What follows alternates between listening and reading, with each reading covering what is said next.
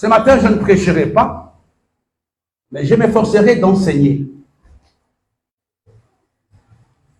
Et le message de ce matin est une suite de ce que nous avons commencé à voir depuis le dimanche passé.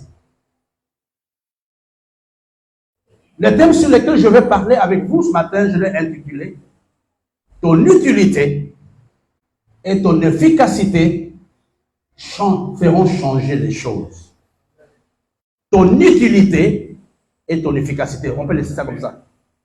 Mon utilité, le thème de ce matin, mon utilité et mon efficacité.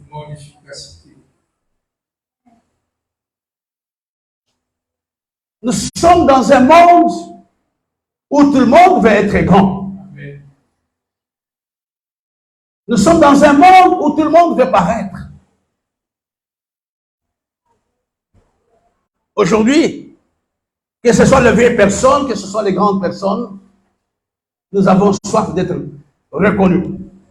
Il y a combien de vues? Quand je cause avec Loïc, il me dit, mais tu sais, telle vidéo a déjà autant de vues. Ça marche bien.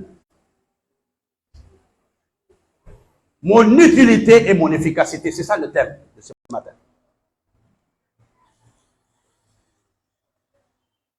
Nous allons prendre quelques versets bibliques.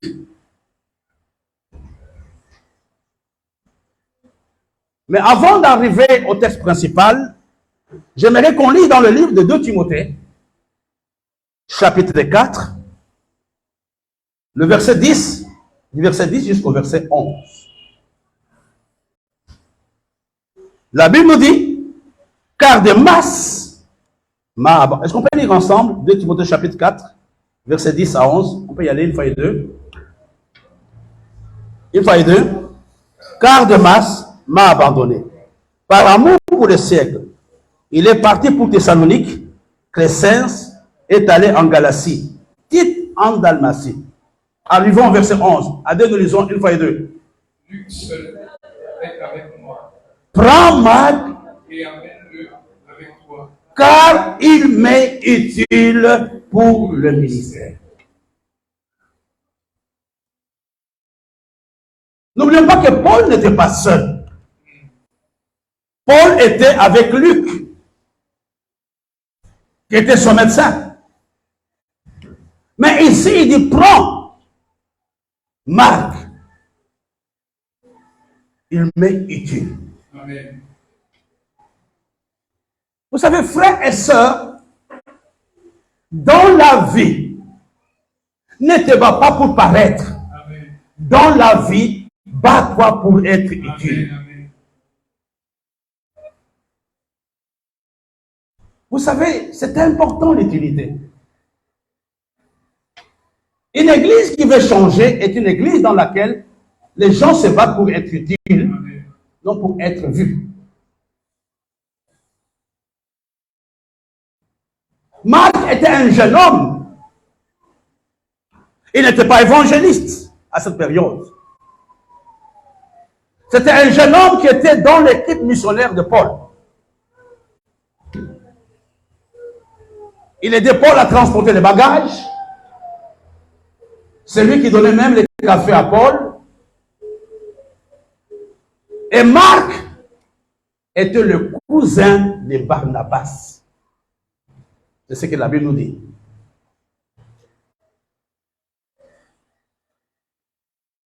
Pasteur, tu peux me lire le deuxième texte? Si le bout de papier que je te donne, la deuxième lecture. C'est le bout de papier que je t'ai donné.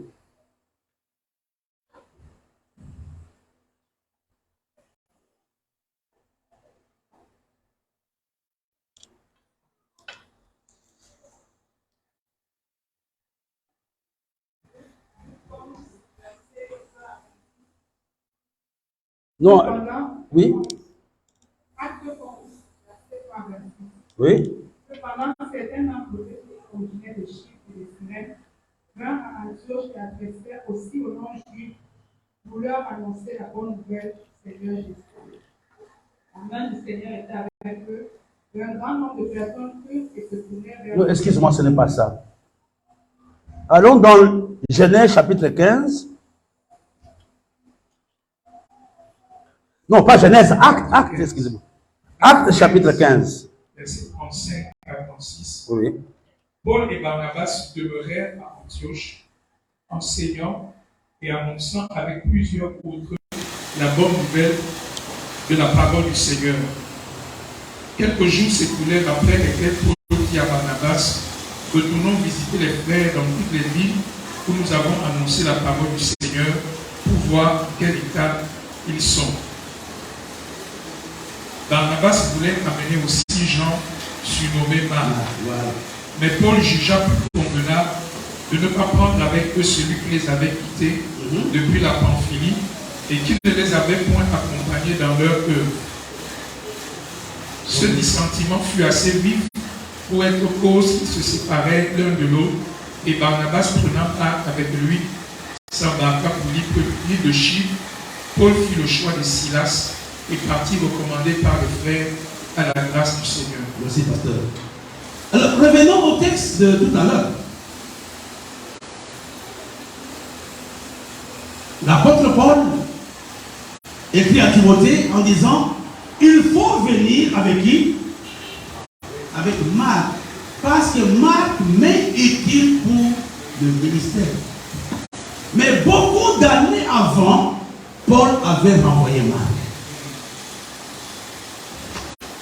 Marc était un jeune homme qui était dans l'équipe missionnaire de Paul. À cause de la persécution à Antioche, Marc n'a pas supporté. Marc avait vu tout le miracle. Il avait vu tout ce que Dieu faisait avec les apôtres. Il a dit non, non, non, je préfère rentrer à Jérusalem. Et Marc était rentré. Mais quand il était rentré, il est revenu après. C'était encore le moment de composer l'équipe missionnaire. Marc s'est porté volontaire. Et je vais venir avec vous. Mais l'apôtre Paul n'avait pas oublié la première déception. Il a dit: toi, tu ne peux pas venir avec moi. Mais il y a un homme qui va le prendre. C'était Barnabas. Il va le prendre, il va le former et il va le rendre utile. Amen. Paul apprend maintenant que le garçon que tu avais rejeté a changé. Amen.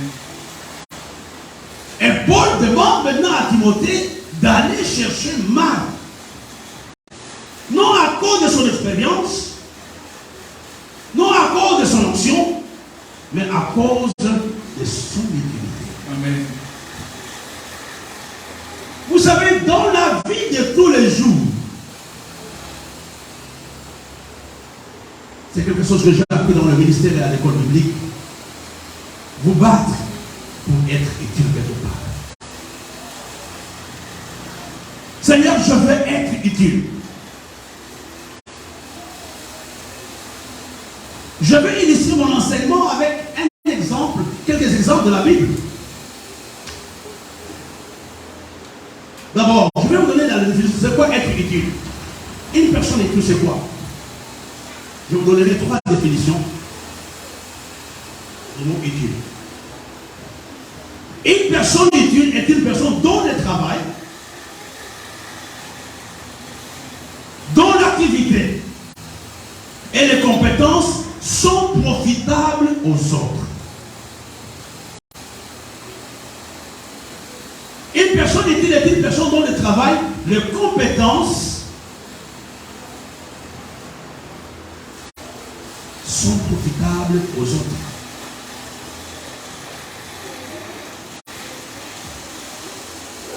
On peut dire aussi, une personne utile est une personne dont l'activité est soigneusement mise à la disposition des autres.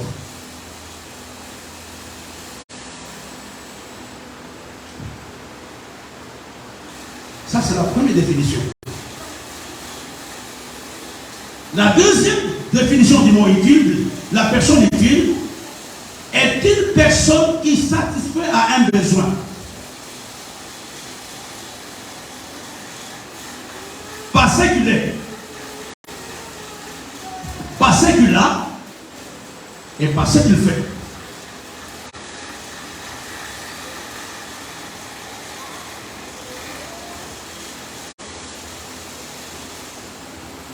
C'est quoi une personne utile?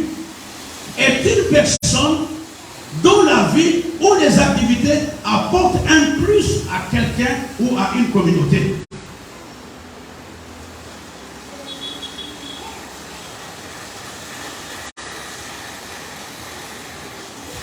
Il y a deux choses que j'aimerais donner par rapport à la personne utile.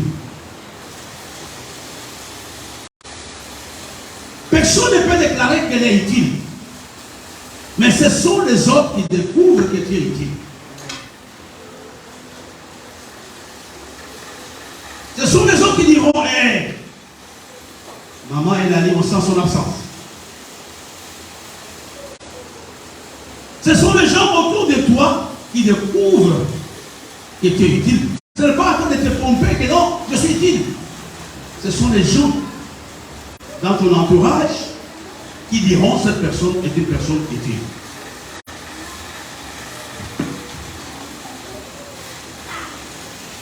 Et la deuxième règle, on constate souvent l'utilité quand une personne est absente.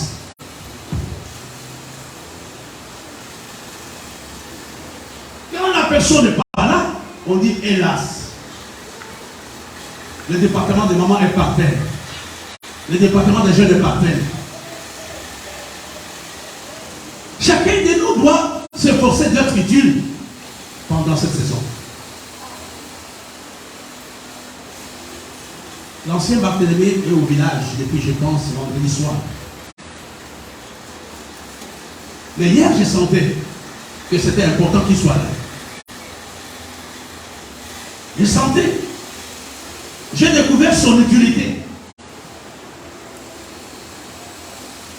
C'est Barthélemy qui a organisé mon déplacement de la maison jusqu'ici. C'est lui qui a appelé le pasteur Boulou. Et me fait le message en disant, hey, le pasteur Boulou viendra te prendre. Et le matin, le pasteur Boulou a organisé avec l'ancien docteur. Moi, je n'ai pas fait cette démarche. C'est lui qui a organisé à partir de son village. Et vous comprenez, votre vie aura un sens si vous la rendez utile. Amen. Ce n'est pas le fait de venir à l'église. Est-ce que ma vie est-elle profitable pour les autres? Je vais prendre quelques exemples et puis je vais rentrer dans mon message. Je prendrai 3 cas de personnes utiles qui ont changé, qui ont vu changer leur destinée. La première personne utile qui a vu sa destinée changer, c'était David. Quand le roi Saül était possédé par un esprit mauvais, je crois qu'on va trouver ça.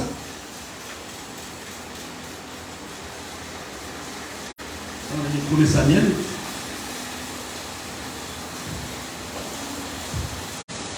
Voilà. Quand le roi Saül était possédé par un esprit mauvais, les gens ont parlé de David. La série dit, regarde, 1 Samuel chapitre 18, à partir du verset 18 jusqu'au verset 23.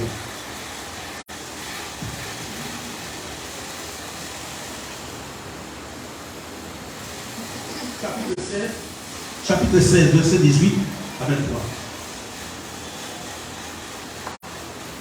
Que notre Seigneur, l'un des serviteurs prit la parole et dit, voici j'ai vu un fils d'Isaïe, Bethléemite, qui s'est joué. C'est aussi un homme fort et vaillant, un guerrier, parlant bien et d'une belle figure, et l'Éternel est avec lui. Saül envoya des messagers à Isaïe pour lui dire, envoie-moi David, ton fils, qui est avec les brebis. Isaïe prit un âne qu'il chargea de pain, d'une outre de vin et d'un chevreau, et il envoya ces choses à Saül par David. David arriva auprès de Saül et se présenta devant lui. Il plut beaucoup à Saül et il fut désigné pour porter ses armes. Saül fit dire à Isaïe, je te prie de laisser David à mon service, car il a trouvé grâce à mes yeux. Et lorsque l'Esprit de Dieu était sur Saül, David prenait la harpe et jouait de sa main. Saül respirait alors plus à l'aise et se trouvait soulagé, et le mauvais esprit se retirait de lui. Écoutez, personne n'avait fait la publicité de David. C'était les gens qui avaient vu son utilité. Ce sont les gens qui avaient constaté que la grâce qu'il avait pouvait délivrer le roi Saül. Amen. Ils ont parlé de lui auprès du roi Saül. Le roi Saül a envoyé des gens les chercher auprès de son papa. Et c'est ainsi que David, à cause de son utilité, arrive pour la première fois au palais. Amen. Amen.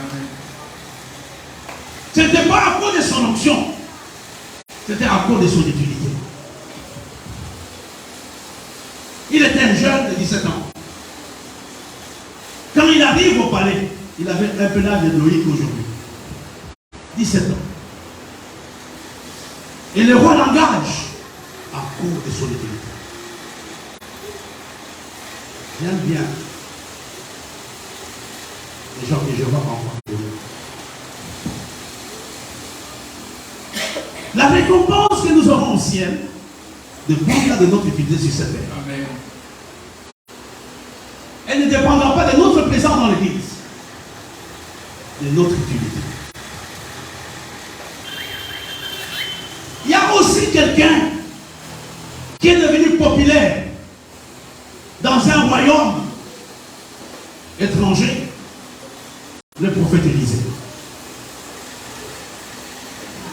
Allons dans le livre de 2 Rois.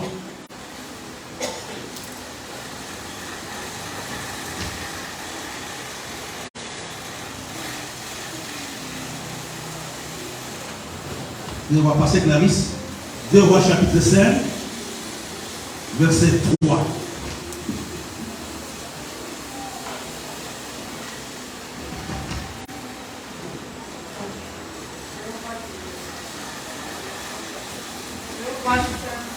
Et elle dit à sa maîtresse, aussi mon Seigneur est prophète qui est en Samarie.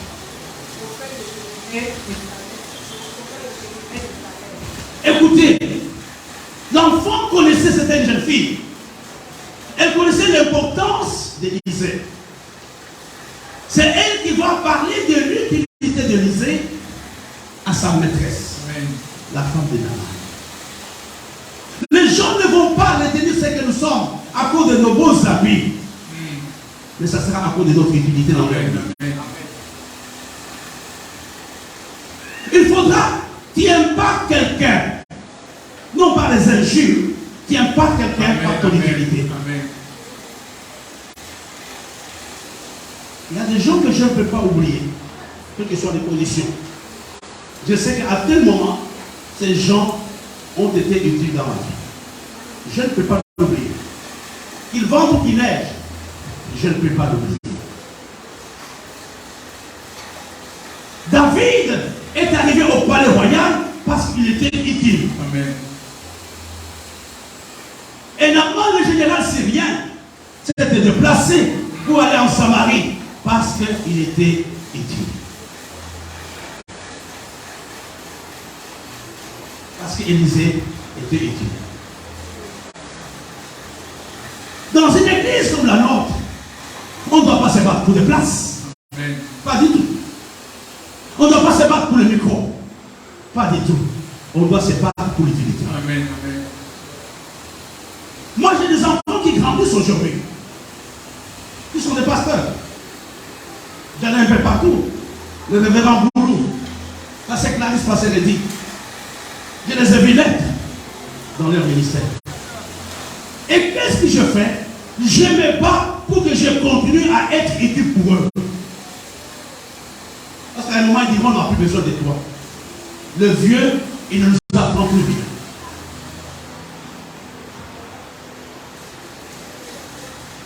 Vous savez, pour que les gens te remarquent dans l'église, ce n'est pas à cause de ta belle coiffure. Ce n'est pas à cause de mon parfum. À cause de ton utilité. Amen. Amen.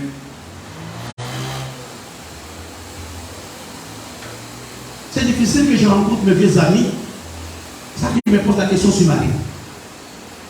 La fille du préfet là, du proviseur là, elle est toujours à l'église. Moi, c'est la femme du pasteur. Elle dit, bien, elle chante bien. Les vieilles mamans qui venaient ici, qui ne viennent plus, se souviennent de ton utilité.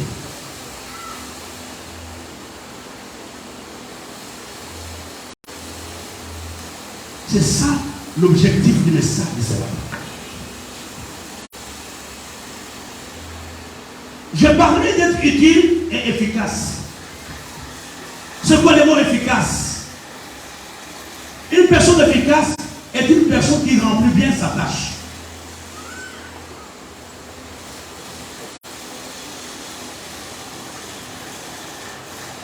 Un jour, j'étais avec une personne à la maison. J'avais quelques dollars sur moi. J'ai dit à la personne, j'ai des dollars, je vais changer ça en francs CFA. Et les minutes qui suivaient, le monsieur qui changeait l'argent est venu à la maison. Avec l'argent. J'ai dit à la personne, mais tu es efficace. Comment il a fait, je ne sais pas. Qui remplit bien sa tâche. Ça, c'est la première signification du mot efficace. Efficace aussi signifie qu'il atteint son but.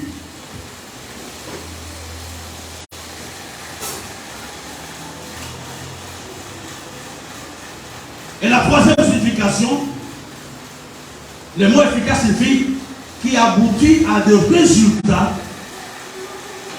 visibles, palpables, démontrables.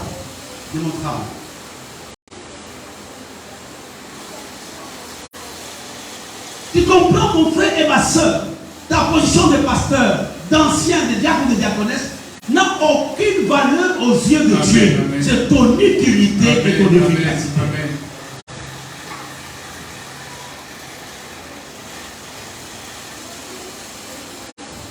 Je suis ancien, ça veut dire quoi?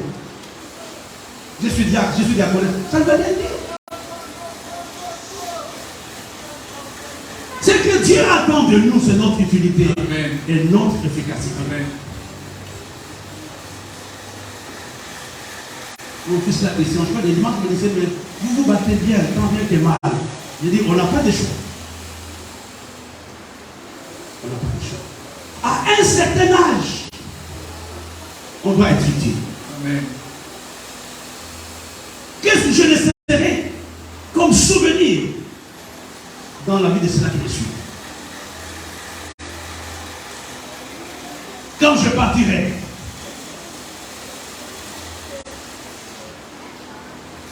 et vous comprenez ce matin notre challenge, c'est de dire à Dieu, je vais être efficace. Amen. Je vais être utile. Amen. Même après cette réunion, tu peux me voir. Dis Bishop, moi j'organise ces camps, c'est pour moi.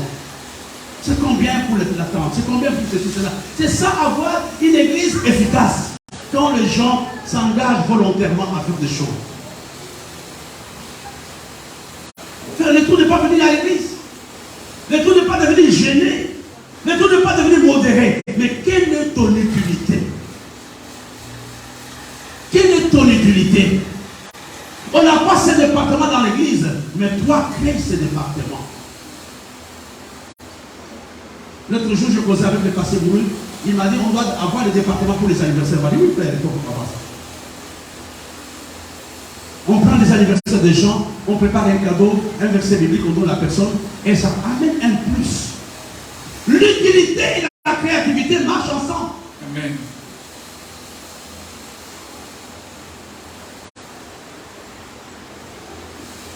Et vous savez, pour nous qui avons des enfants, on doit les former à être utiles.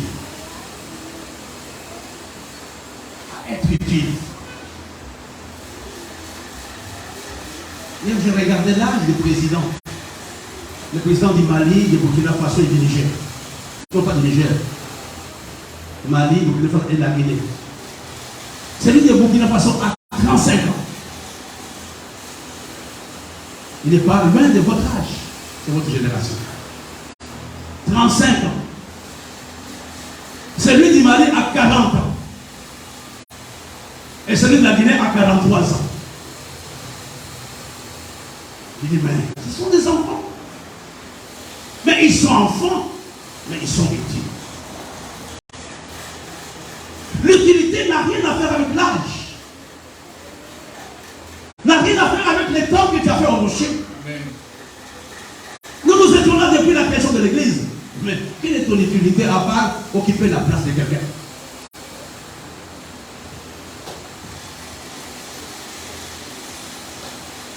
Ce matin, je demande à quelqu'un, je dis à Dieu, aide-moi.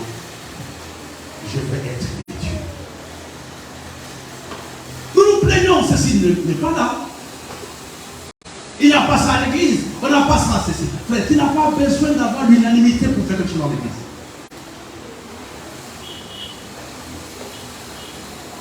Tu n'as pas besoin. On peut avoir l'évangélisation de rue. On peut avoir l'évangélisation de prostituées. Tu n'as pas besoin qu'on te consacre pour faire ça. Je vous dis des choses. Je l'ai déjà dit plusieurs fois, ce témoignage. Si je suis entré dans le ministère, c'est à cause de mon utilité. Amen. Nous avons reçu la visite d'un jeune serviteur de Dieu, le papa Mbadinga Francis, qui est venu dans notre église. Il avait prêché sur servir Dieu dans l'excellence. Et il a lancé l'appel. J'étais dans un département qu'on appelait la cadre. C'était tous les universitaires, les professeurs, les ingénieurs, et moi j'étais dans la fonction publique. J'étais professeur, je n'étais pas bien payé. On avait des arriérés de salaire. Et tous ceux qui étaient là étaient des gens qui avaient l'argent. C'était le directeur à la GCAMI. Et à cette période, j'étais le plus jeune de l'équipe. Tout le monde a donné quelque chose, mais moi je n'avais rien donné. Je suis rentré à la maison, j'étais troublé. Je n'avais pas de paix. J'ai dit à ma femme, tout le monde a donné quelque chose, mais moi je n'ai rien à donner. Elle me dit, mais tu n'as rien à donner, oublie ça. Et qu'est-ce que j'ai fait? J'ai pris les cahiers de mes notes personnelles. Je l'ai dit du haut de la chair, peut-être on va me suivre, même à l'autre machine. Le premier livre du passé qui le va, c'est moi qui l'avais écrit.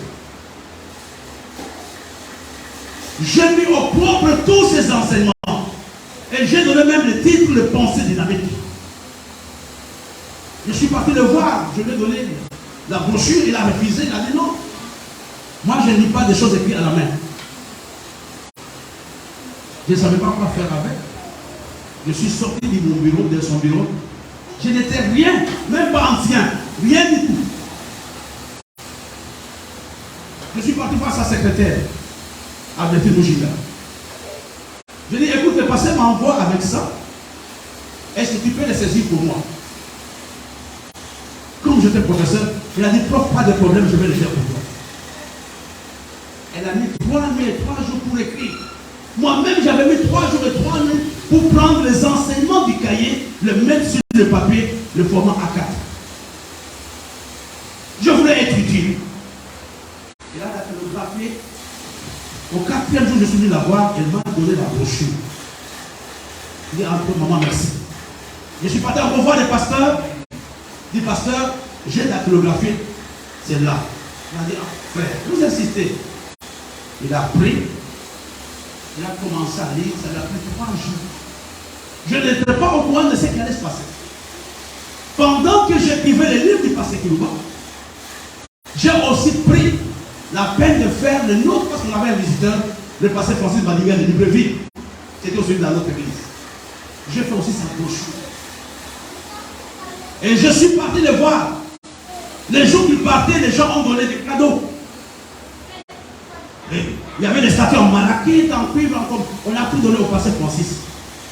Et moi, timidement, je suis venu le voir. Il a dit, pasteur, moi je n'ai pas grand chose à te donner, mais j'ai mis tes enseignements au propre. Tu peux prendre ça aussi. Je dis littéralement, je dis bien, je pèse le mot. Le pasteur a commencé à faire couler les larmes. Il a dit, depuis que je suis pasteur, on ne m'a jamais donné un livre où il y a mes notes. Pour moi, l'histoire était finie. Je suis rentré. Et le lendemain, le pasteur donne l'ordre aux gens du protocole. Il a dit, si vous voyez le professeur Maouit, il me voit. Et je suis venu, le matin, je l'ai vu. Il m'a dit, frère, qu'est-ce que tu fais? J'ai dit, moi, je suis enseignant, je suis professeur. Il m'a dit, mais on a besoin de gens comme toi. Il y avait un bureau. Il a dit, ce bureau est pour toi. Amen. Je suis entré dans le bureau. Les anciens des pasteurs qui étaient là avant moi n'ont pas compris comment moi, j'ai pu avoir un bureau. Amen. Et les choses sont parties très vite. Je suis devenu le responsable de son bureau. Le directeur de son bureau. Et avant que le pasteur Francis ne parte, Amen. il a dit, faites-moi venir le frère qui m'a donné la brochure. Je l'ai vu. Il a dit, frère qui m'a touché. Amen. Ce que tu as écrit, c'est mieux que même ce que je devais moi-même écrire. Amen. Je rentre à Libreville. Le mois prochain, je t'envoie le passeport et le billet. Nous sommes en 90. Amen. En février.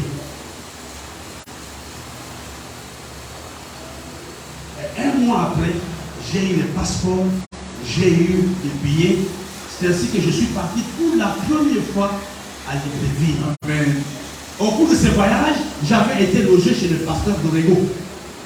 À l'époque, il n'était même pas pasteur, il n'était même pas diacre. On m'a logé là. Et la connexion divine s'est faite jusqu'aujourd'hui. Ton utilité t'ouvrira des portes. Amen. Amen.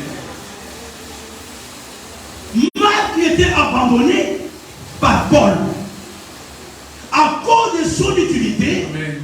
l'apôtre Paul dit, emmenez-moi Marc. Si tu veux être comme tout le monde, même les jours que tu vas mourir, on ne va pas te pleurer.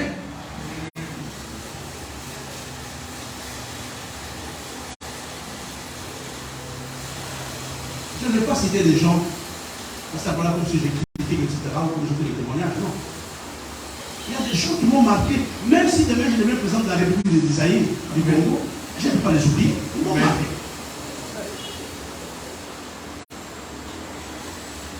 Quel est ce pasteur étranger qui peut vivre dans un pays sans payer le loyer pendant 30 ans? Ce n'est pas un miracle, ça. Ce n'est pas une bénédiction. Amen. Parce que cette femme a voulu être utile dans ma vie.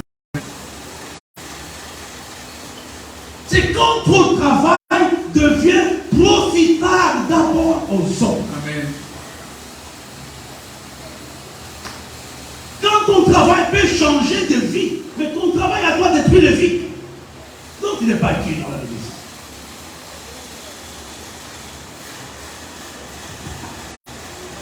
C'est la raison pour laquelle rendez-vous utile dans la vie de vos enfants. Elle disait à ses amis, il disait que papa il connaît la cuisine, il a beaucoup de livres de cuisine, il fait tout.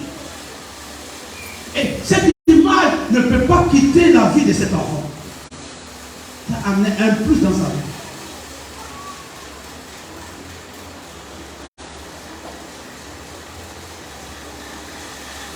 L'année passée, je pense, on a fait, le passé boulot a eu un prix là, comment on appelle encore?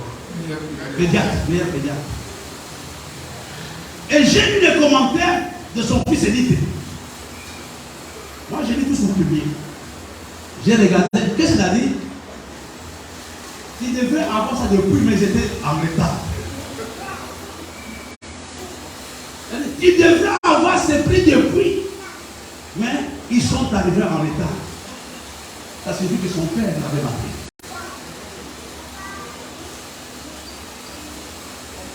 Comment vas-tu marquer ta génération? Comment vas-tu marquer ton église? Comment vas-tu marquer ton mari ou ta femme? Tu es de ces gens-là, quand tu n'es pas là, la femme est à l'aise? Ou tu es de ces gens-là, quand tu n'es pas là, la femme tombe malade?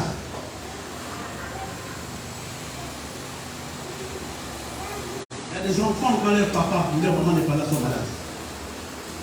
Ils n'ont pas d'appétit. À cause de l'utilité.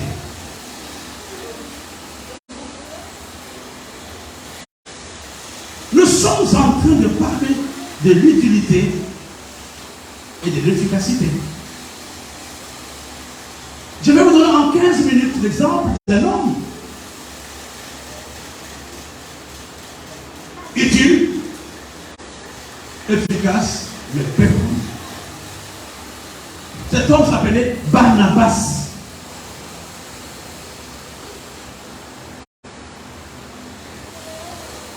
Je n'ai pas besoin de me battre pour être vedette. Je n'ai pas besoin de me battre pour que les gens m'applaudissent. La chose la plus importante, je me bats pour que je sois étudié. Amen. Il y a quelques années, j'étais au Bénin. Avec le pasteur Schlepko et l'évangile John Deby. John Deby avait invité le pasteur Schlepko. Il aille au Nigeria pour faire la croisade. Je me rappelle la réponse que le pasteur Schlepko avait donnée. Il a dit, je décline l'invitation. Je t'aime bien, mais on n'a pas besoin de moi au Nigeria. Il y a des gens qui peuvent faire ce que je fais. Je ne voyage pas pour que mon palmarès soit long. Je fais des choses qui doivent être utiles dans la vie de quelqu'un. Amen. Même quand il ne sera pas là, l'acte que tu as posé, la personne ne peut pas l'oublier. Même si la personne ne t'aime pas, ton utilité ne peut pas fermer les yeux. Il a dit là, vraiment j'ai mal fait. Mais ce papa ou cette maman est extraordinaire. Je vais illustrer cet enseignement avec un homme et je poserai une question à la fin du message. Nous allons parler d'un apôtre qui était utile et efficace, mais que les gens n'ont pas connu. Cet apôtre s'appelle l'apôtre Barnabas. Un apôtre peu connu, mais efficace, utile et efficace. On lira quelques passages dans la Bible et nous allons terminer.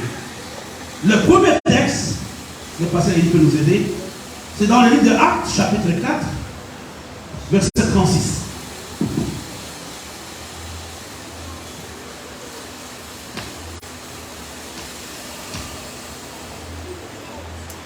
Joseph, surnommé par les apôtres Barnabas, ce qui signifie fils d'exhortation, lévite, originaire de Chypre, vendit un champ qu'il possédait, apporta l'argent et le déposa aux pieds des apôtres.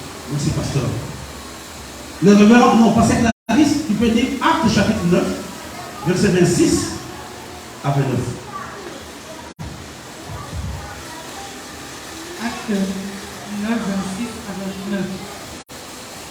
Lorsqu'il se rendit à Jérusalem, Saul tâcha de se joindre à eux, et tous le craignaient, ne croyant pas qu'il fût un disciple. Alors Barnabas, ayant pris avec lui, le conduisit vers les apôtres et leur raconta comment sur le chemin Saul avait vu le Seigneur, qui lui avait parlé, et comment Damas avait prêché franchement au nom de Jésus. Il allait et venait avec eux dans Jérusalem et s'exprimait en toute assurance au nom du Seigneur. Amen. Passez-vous, Acte 11, verset 20 à 26.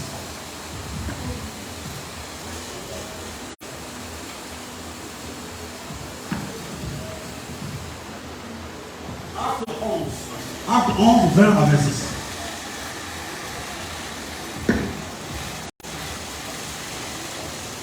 Acte 11, 20 à 26. Il y eut cependant parmi eux quelques hommes de Chypre et de Cyrène qui, étant venus en Antioche, s'adressèrent aussi aux Grecs et leur annoncèrent la bonne nouvelle du Seigneur Jésus. La main du Seigneur était avec eux et un grand nombre de personnes crurent et se convertirent au Seigneur. Le bruit en parvint aux oreilles des membres de l'église de Jérusalem et ils envoyèrent Barnabas jusqu'à Antioche. Lorsqu'il fut arrivé et qu'il eut vu la grâce de Dieu, il s'en réjouit et il les exhorta tous à rester d'un cœur ferme attaché au Seigneur. Car c'était un homme de bien, plein d'Esprit Saint et de foi, et une foule assez nombreuse se joignit au Seigneur. Barnabas se rendit ensuite à Tars pour chercher Saul, et l'ayant trouvé, il l'amena à Antioche. Pendant toute une année, ils se réunirent aux assemblées de l'Église et ils enseignèrent beaucoup de personnes. C'est puis à Antioche que pour la première fois, les disciples furent appelés chrétiens. Frères et sœurs, nous sommes en train de parler d'un homme très peu connu du public, l'apôtre Barnabas, mais un homme utile et efficace. Barnabas doit être considéré comme il est parmi les pères de l'Église. Le mot Barnabas apparaît 32 fois dans la Bible. 27 fois dans les actes des apôtres. 3 fois dans le livre de Galates. Une fois dans le livre de Corinthiens. Et une fois dans le livre de Colossiens. Écoutez, frères et sœurs. Cet homme a tellement marqué les apôtres à tel point qu'ils ont changé son nom. Il s'appelait Joseph. On donne le surnom à cause de la qualité de ce qu'une personne fait. Et les apôtres, à cause de tout ce que Barnabas faisait, ont changé son nom. Ils l'ont surnommé Barnabas. Il s'appelait Joseph. Ce n'était pas son nom de famille. À 2 reprises, nous le voyons intervenir dans la vie de l'apôtre Paul. Si vous voulez très bien, Barnabas, c'est lui qui a encadré Paul dans ses débuts.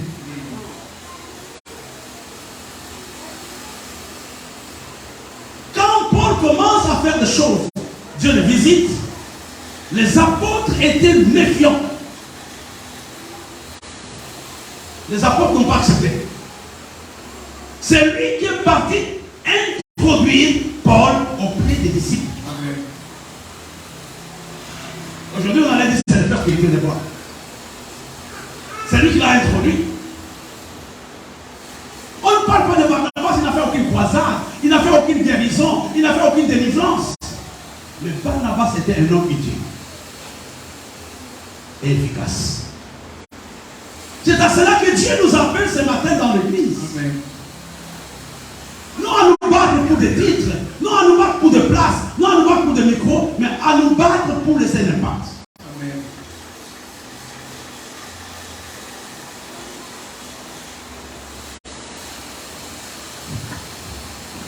Quand l'église commence à Antioche, c'est Barnabas qui va être envoyé par les apôtres pour aller voir l'église qui était à Antioche. La Bible nous dit que c'était un homme de bien, un homme plein de Saint-Esprit, et un homme plein de foi. C'est lui, quand il arrive, il regarde comment les autres travaillaient, il est touché.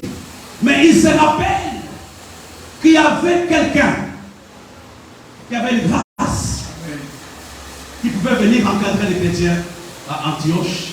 La Bible nous dit qu'il est rentré à Tasse pour prendre Saul et l'amener à Antioche. L'église d'Antioche, Paul et Barnabas étaient des leaders. Qui a amené Paul? Qui a amené Paul? Barnabas. Comme Samuel qui avait amené le pasteur Pierre. Pasteur Élie à mes côtés. Il n'a pas dit non. Quand tu arrives ici, tu vas m'effacer. Il n'a pas dit non. Moi je veux qu'on me connaisse. Toi reste à Tasse. Et je vais enseigner seul. Il n'a pas fait ça. Il est parti chercher Saul de Tasse. L'a amené à Antioche. Quel cœur. Et tu es capable de lever quelqu'un sans que toi tu sois élevé. Il y a quelqu'un qui me fait la remarque. Toi tu pas toujours le bien des autres. Tu élèves toujours des autres. Un jour ça va t'éclater au cou. C'est cela que Dieu nous appelle. Il l'amène. Je pense que si c'était moi, j'allais dire non, reste. Parce que moi je suis vedette ici. Il faut qu'on me connaisse. Par mes prédications. Il faut que les gens m'acclament. Mais non. Il a dit, il y a quelqu'un qui a la grâce. Et c'est quelqu'un, c'est Paul. Il est parti de chercher. Il l'a pris. Et il a amené avec lui à Antioche. Maman, peux-tu être Barnabas ce matin? Le Barnabas, ce sont ces hommes et ces femmes qui ont le cœur pour les autres.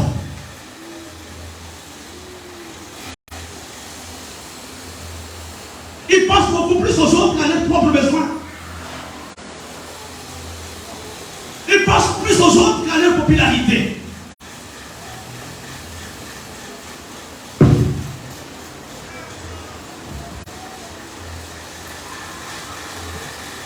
Les Barnabas ne sont pas orgueilleux.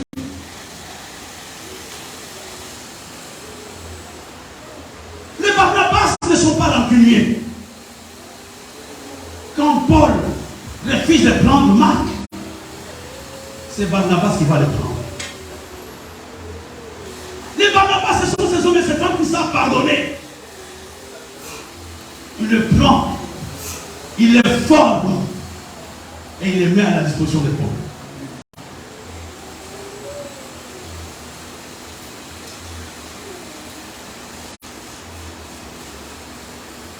L'église aujourd'hui a très peu de Barnabas. Je ne parle pas des rochers, je parle de l'église en général. Je veux que l'autre soit effacé pour qu'on me voie.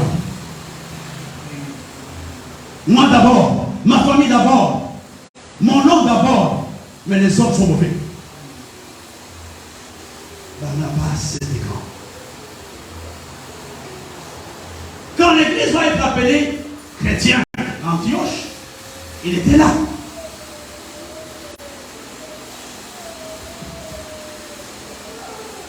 Maman, il faut être Barnabas. M'effacer pour que les autres apparaissent. Les Barnabas, ce sont ces hommes et ces femmes qui reconnaissent la grâce dans la vie des autres. Vous savez, chacun de nous a un couloir. Et personne ne peut prendre ton couloir. Et tu ne peux pas me prendre ce que Dieu m'a donné. Et personne ne peut prendre ce que Dieu t'a donné.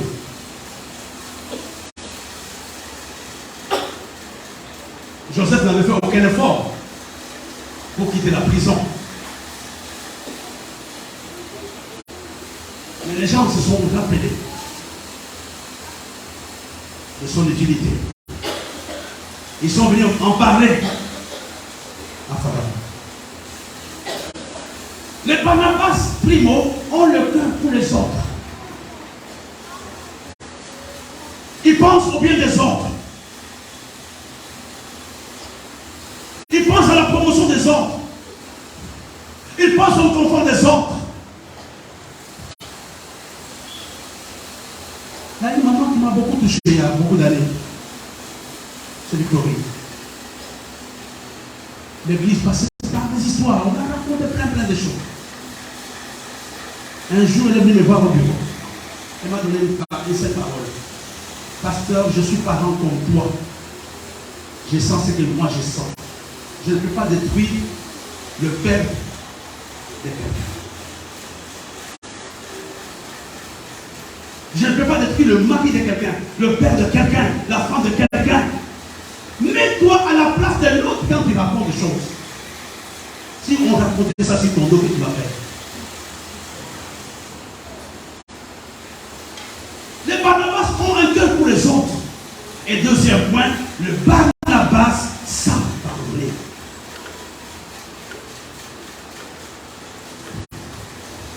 Tu ne peux rien faire d'utile si tu es rancunier.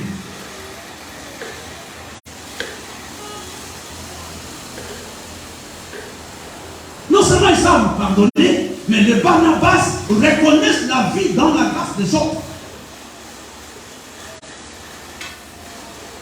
Il y a une semaine, le pasteur il donnait son témoignage. Il dit comment je l'avais appelé pour prêcher, etc. Et ça m'a flatté dans mon homme intérieur. Il y a quand même des gens qui peuvent se rappeler et j'ai fait de bonnes choses dans cette vie.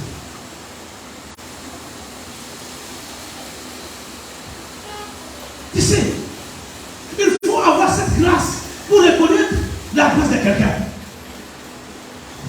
Non, l'autre est bon, oh non, moi je peux faire ça. Parce que lui, tu sais, parce que lui il est avec comme ça. Non, non.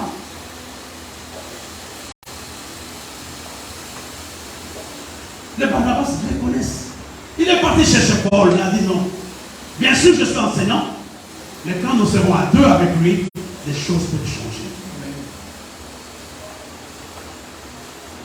Les Barnabas ne se mettent pas sur les dos des autres pour s'élever. Ils se passent même. Pendant la conférence de Libreville, plusieurs fois j'ai refusé de prêcher. Et mon ami l'évêque de nouveau message à donner. Il y avait un jeune serviteur de Dieu, un évêque. On l'a vu là-bas. Il a prêché, j'ai prêché. Il m'a dit, tu as des choses à dire quelqu'un.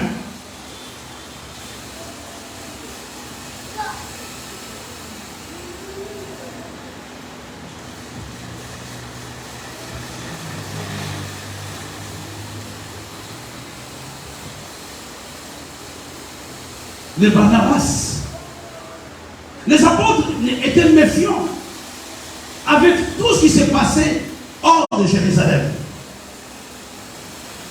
Mais ils ont envoyé Paul, plutôt Barnabas, c'est ce que nous avons vu avec les passés pour aller attester, pour voir si c'était vrai.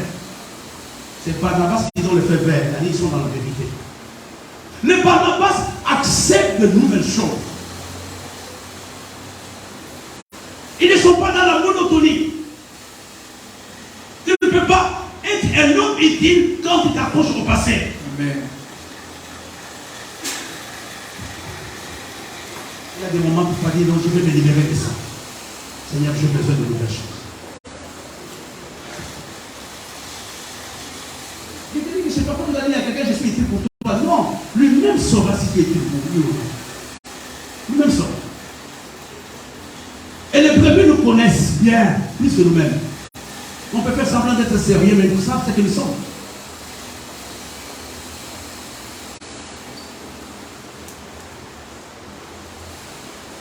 Quand tu commences à être utile, tu commences à préparer ton miracle.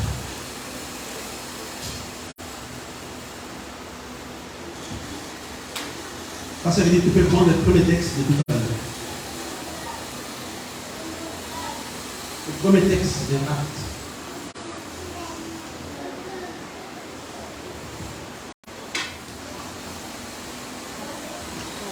C'est à la fin du texte.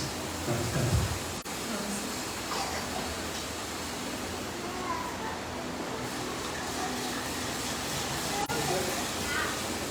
Joseph, surnommé par les apôtres Barnabas, ce qui signifie fils de l'exaltation, lévite originaire de Chypre, vendit un champ qu'il possédait, apporta l'argent et le déposa aux pieds des apôtres.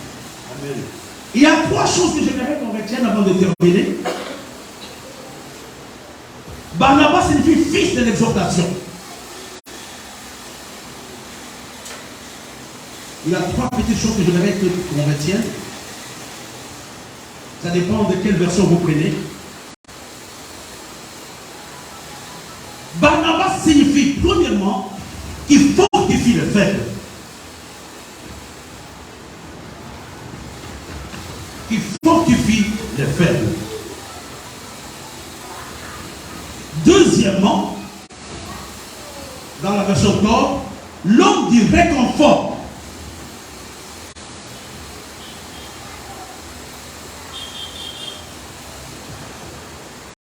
Et troisièmement, l'homme qui encourage. Là, c'est lui, c'est bon. Barnabas a trois significations. Il fortifie les faibles. Comme dans les finances, faible moralement, spirituellement, il les fortifie, non, il les crucifie. L'homme du réconfort est l'homme qui encourage. Il y a trois réalités que je vais vous donner pour terminer notre message de ce matin. Barnabas, c'est celui qui rend le faible fort.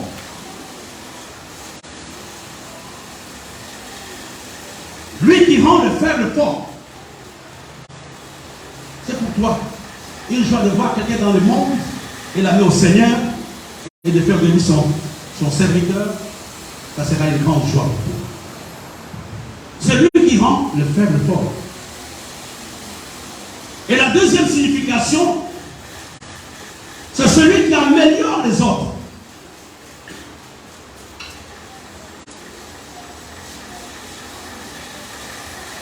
C'est lui qui les rend meilleurs.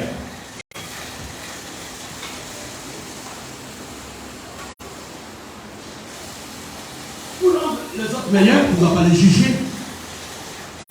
Tu ne dois pas les indexer. Il y a des gens, par ta vie seulement, par ton regard, par ta façon d'être, qui peuvent changer. Sans parler. La troisième signification de Barnabas, c'est celui qui console les autres.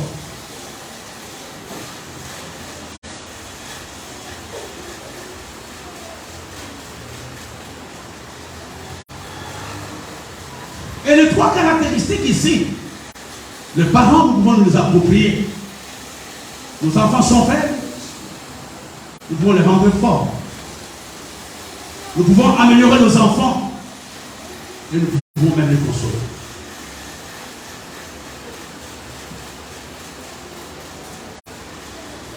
Efficace, utile et efficace. C'est le titre de ce message. Pour faire la conclusion de la vie de Barnabas, sa vie est un défi pour l'Église.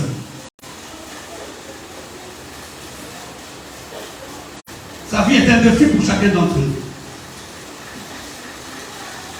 La première chose qui a caractérisé Barnabas, il avait le cœur pour les autres.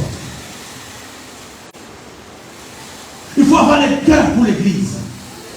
Il faut avoir le cœur pour ta famille. Il faut avoir le cœur pour les inconvertis. Quand j'étais à Libreville, j'étais un peu souffrant. Et le Oregon m'appelait vers 5 à 4 heures du matin.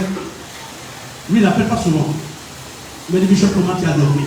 Et je me sentais petit dans mon lit. La face m'a, comment tu as dormi? Je me sentais bien. Il pense à moi quand même. Combien de fois les autres ne sont pas importants pour nous, mais nous cherchons la croissance de l'Église.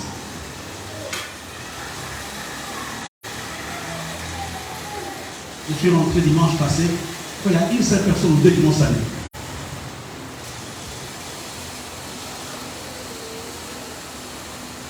Il a le cœur pour les autres. Les choses vont changer quand nous aurons le cœur pour les autres. La deuxième chose qui caractérise, d'ailleurs, c'est même la première, les Barnabas, ce sont ces hommes, non seulement ils ont le cœur pour les autres, mais ils savent donner.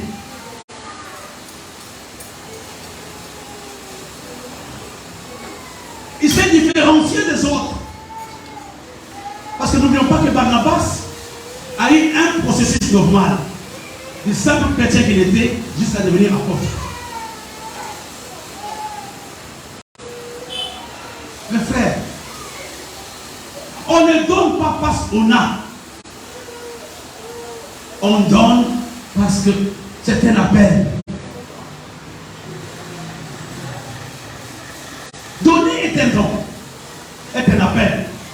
Je connais des gens qui ont l'argent mais qui ne peuvent pas donner. Mais je connais aussi des gens qui l'ont bien mais qui donnent.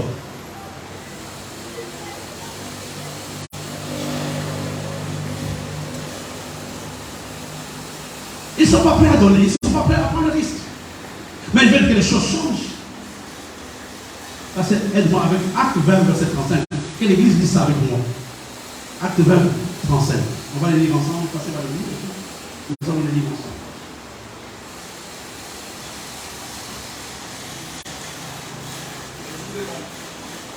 Je vous ai montré de toute manière que c'est en travaillant ainsi qu'il faut soutenir les frères et se rappeler les paroles du Seigneur qui dit lui-même qu'il y a plus de bonheur à donner qu'à recevoir. Il y a plus de bonheur à donner qu'à recevoir. Il y a plus de bénédiction quand nous sommes prêts à donner aux autres. Quand nous sommes prêts à soutenir l'œuvre de Dieu. Nous pouvons expérimenter le bonheur. Et c'est là qu'on peut prendre le sens contraire. Quand on ne donne pas, on ne peut pas avoir le bonheur. Non, moi je donne avec la dîme. La dîme ne signifie pas que tu as donné, tu n'as rien donné.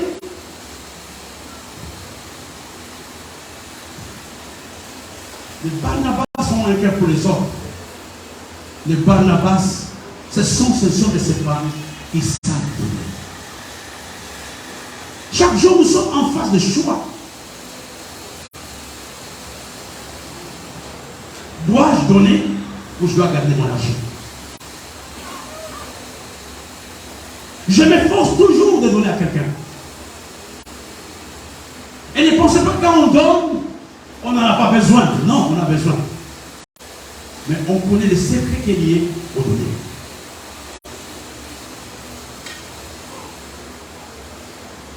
Tout le ministère de Barnabas, c'était de dessiner les jours qu'il avait vendu son champ et de donner l'argent aux apôtres. Tout à l'heure, j'ai donné un appel, j'ai fait une annonce pour les camps de jeunes à travers les fonds. On ne devrait pas faire une telle annonce. Quelqu'un pouvait dire, pasteur, moi je t'apporte cet argent. On n'a pas besoin de faire une telle annonce. Vous allez me dire, pasteur, on n'en a pas. Effectivement, tant qu'on ne donne pas, on n'en aura pas. C'est un cercle vicieux. Il peut donner. Non, moi je n'ai rien à donner. Quand tu ne donnes pas, ce n'est pas la prière qui va changer ta situation. Tu dois te pas tout donner. Je vais te dire la vérité. L'argent que ta main perd ne sort pas de ta vie. Je reprends. L'argent que ta main perd ou que ta main donne ne sort pas de ta vie. Elle va revenir dans ta vie sous une autre forme.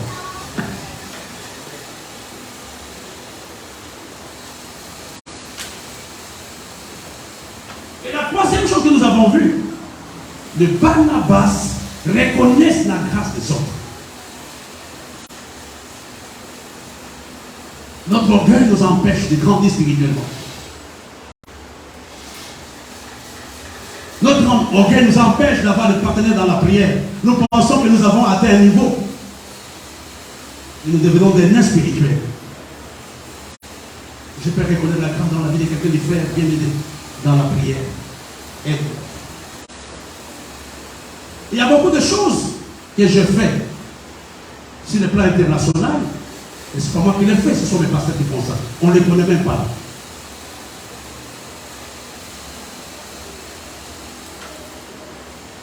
Je me rappelle quand j'étais à Libreville, un informaticien m'a dit, papa, tu fais tellement de bons prospectus, tu ne peux pas nous enseigner ça ici. J'ai souri. Il dit, moi je ne sais même pas faire ça. C'est Eddie qui fait ça. Reconnaître la grâce dans la vie des autres. Quand tu reconnais la grâce dans la vie des autres, tu ne peux pas te comparer à quelqu'un.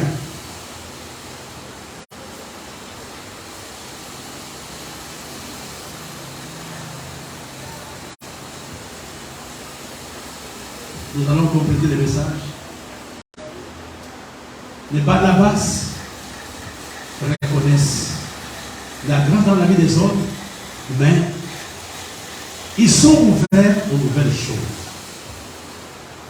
J'aimerais ce matin que chacun baisse la tête. Là où il est. Il y a des gens qui ont le cœur pour les autres, on te fait signe que tu dois arrêter.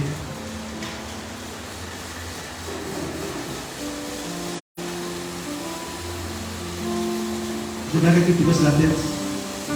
Seigneur, je veux être utile et efficace. Pour que les choses dans cette église et dans ma vie changent. Comme le pasteur disait, le message n'est pas donné pour la distraction. C'est pour nous amener à faire plus.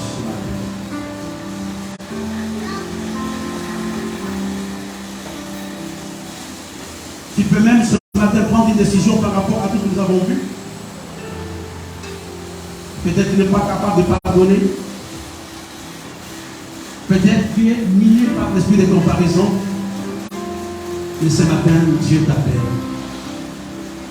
Tu peux aussi t'élever pour dire, je vais donner quelque chose à l'église, on a des besoins. On a des instruments qu'on doit acheter, on doit préparer les camps des enfants pendant ces ministères que j'ai dit. Nous avons tous peut-être baissé. Je vais inviter les pasteurs. à élever la voix en fonction de ces messages pour bénir l'Église, pour bénir chacun d'entre nous.